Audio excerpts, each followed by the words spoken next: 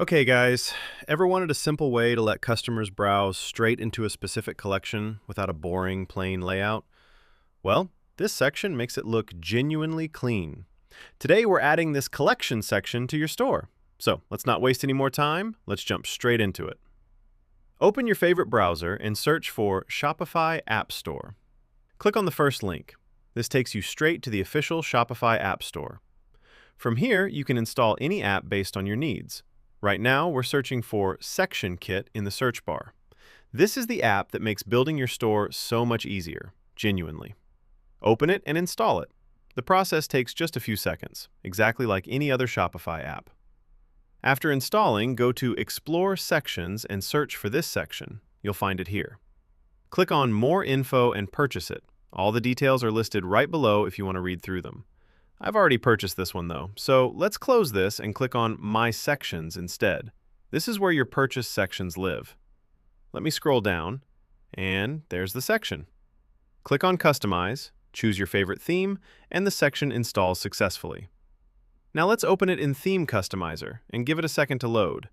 Once ready, click on Add Section and search for it.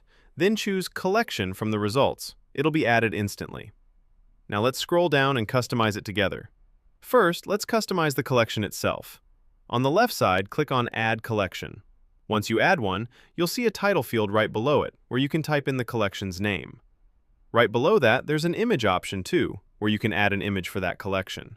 I'm just adding a random one here to show you how it works, but you should add an image of your own product or collection, whatever you want to display. Right below that, there's also an option to add an external link if you'd like, maybe pointing to another product or page. Now let's add the title. I'll type in a name that fits my own store. You can go ahead and add as many collections as you need, following the exact same process for each one. Now let's close this and open the section's main settings.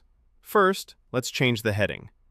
Now we've got the section's layout settings, and there are 3 different options here you can choose from based on what fits your store best.